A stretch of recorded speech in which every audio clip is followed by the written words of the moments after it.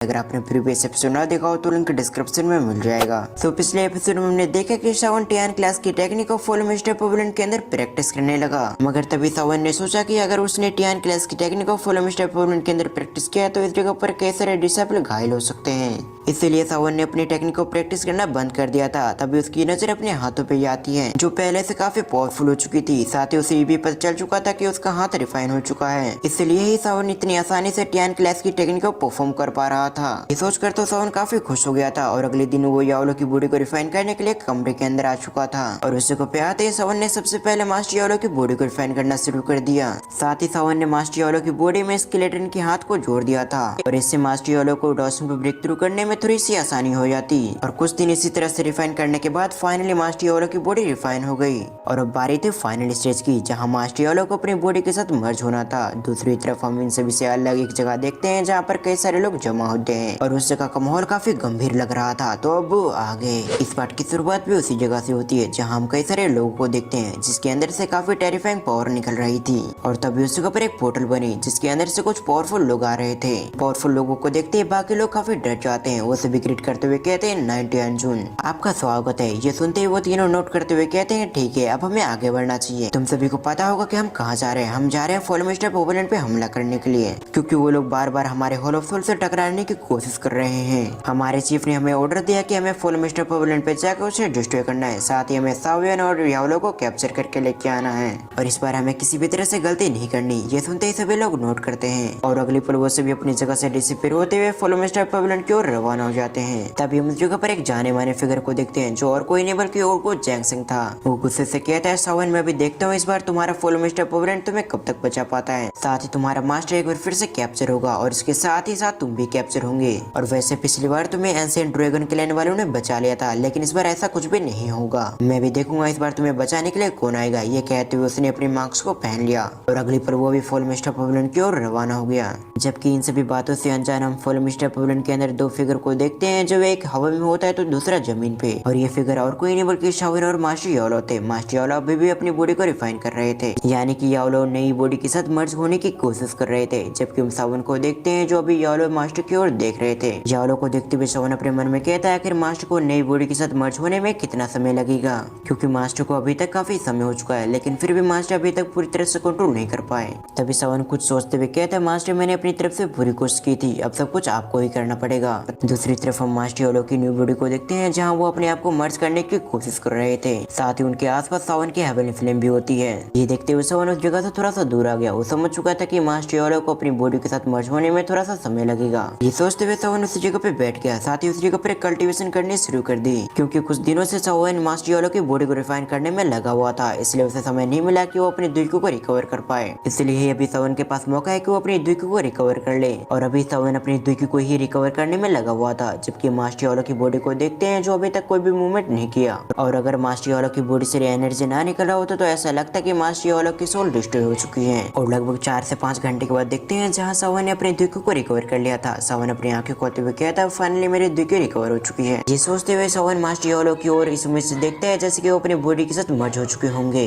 पर जैसा सावन ने एक्सपेक्ट किया था ऐसा कुछ भी नहीं हुआ। इस वजह से सावन थोड़ा सा उदास हो गया, लेकिन सावन जानता था ये रिफाइनिंग की फाइनल स्टेज है, इसके बाद यावलो पूरी तरह से रिवाइव हो जाएंगे। और इन चीजों में कई बार काफी समय लगता है, इसलिए मास्टर यावलो के साथ भी ऐसे ही कुछ हो रहा है। और ऊपर से सावन ने मास्टर यावलो की बॉडी को रिफाइन करने के लिए हाई लेवल की चीजों का इस्तेमाल किया था। ये कहने के बाद सावन अपनी ताकत के बारे में सोचने लग गया था, क्योंकि अभी उसकी पावर लगभग डाउजन के फर्स्ट स्टार की है। क्योंकि डाउजन को ब्रेक थ्रू करने के बाद सावन ने लड़ाई करी थी, जिस वजह से सावन को कुछ एक्सपीरियंस मिला था। और इन्हीं एक्सपीरियंस की वजह से सावन की स्ट्रेंथ डाउजन की 1 स्टार की हो गई थी। तभी सावन कहता है मुझे अगले लेवल पे जाने में लगभग आधा साल लग जाएंगे, लेकिन इस बार एंशिएंट रेमेंस के अंदर जो हुआ था मुझे नहीं लगता कि मुझे हॉल ऑफ सोल इतना टाइम देगा। साथ ही इस बार की लड़ाई की वजह से उन्हें मेरे ट्रू स्ट्रेंथ के बारे में पता चल चुका होगा, इसलिए वो अपनी ट्रू एक्सपर्ट को भेजेंगे मुझे मारने के लिए। और अब तक मेरी फाइट जितनी भी हॉल ऑफ सोल की मेंबर से हो चुकी है वो सभी असली एक्सपर्ट नहीं है, बल्कि हॉल ऑफ सोल के असली एक्सपर्ट्स बहुत पावरफुल होंगे, जिनसे टकराने में मेरी हालत खराब हो जाएगी। और अभी की सिचुएशन को देखते हुए मैं ज्यादा समय तक उनका सामना नहीं कर पाऊंगा। और अगर मैं अपने लेवल को जल्द से जल्द बढ़ाना चाहता तो मुझे हेवनली फ्लेम चाहिए होगी, जिसके लिए मुझे मैप के टुकड़े चाहिए होंगे। ये कहते हुए सावन ने अपने पास पास से 3 मैप के टुकड़ों को निकाल लिया और उन मैप के टुकड़ों के अंदर हेवनली फिल्म की लोकेशन को देखने की कोशिश करता है।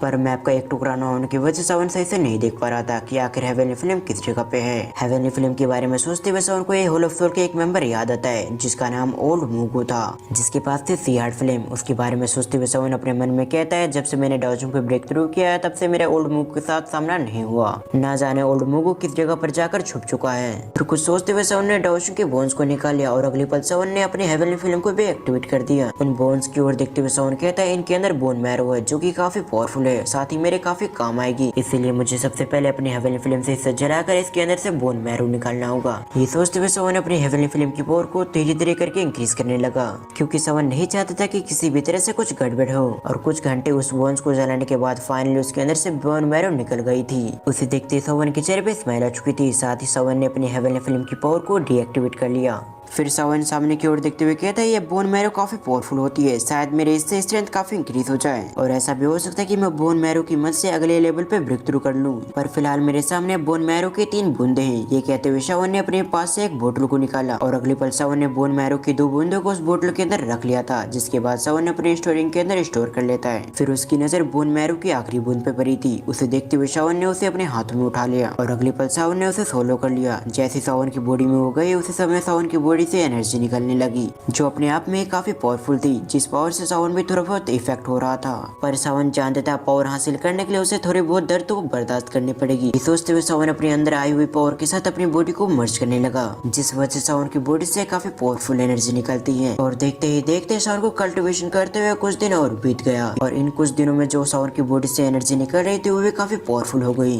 तभी सावन की एनर्जी अपने पीक पे पहुंच गई, जिस वजह से सावन देखते देखते उसने अपने लेवल को पार कर लिया और अब सावन आ चुका था डाओजुंग के सेकंड स्टार पे। अपनी इस ब्रेक थ्रू की वजह से सावन भी काफी खुश हो गया था। सावन अपने मन में कहता है, फाइनली मैंने अपने लेवल को पार कर लिया। और सावन ने उम्मीद नहीं किया था कि वो बोन मैरो की एक ही बोन से अपने लेवल को पार कर लेगा, लेकिन तभी सावन ने कहा, मुझे बिल्कुल भी इस चीज का आइडिया नहीं था, मगर फिर भी बोन मैरो की बाकी के 2 बूंदे मेरे इन फ्यूचर काफी काम आएगी। ये सोचते हुए सावन का ध्यान होकर फिर से मास्टर यालो पे गया, जिन्होंने अभी भी अपनी आंखें नहीं खोली थी। पर यालो की आसपास की एनर्जी को सेंस करते हुए सावन ने कहा, जल्दी मास्टर होश में आएंगे और ऐसा लगता है इस बार की रिफाइन की गई बॉडी काफी पावरफुल है, जो मास्टर भी नहीं संभाल पा रहे और इस बॉडी के साथ मर्ज होने में मास्टर को कुछ समय और लगेगा। जब सावन ये सब सोच रहा था तभी उसे महसूस हुआ कि उसे बाहर जाना चाहिए, क्योंकि मास्टर यालो को होश में आने में कुछ समय और लगने वाले थे। ये सब सोचते हुए सावन ने अपने कुछ कदम आगे बढ़ाए, पर तभी उसे महसूस हुआ जैसे फुल मिस्टर पवेलियन हिल रही है। इस चीज को महसूस करते ही कुछ समय के लिए सावन सरप्राइज हो गया था, पर तभी एक जानी मानी आवाज उसके कानों में पड़ी।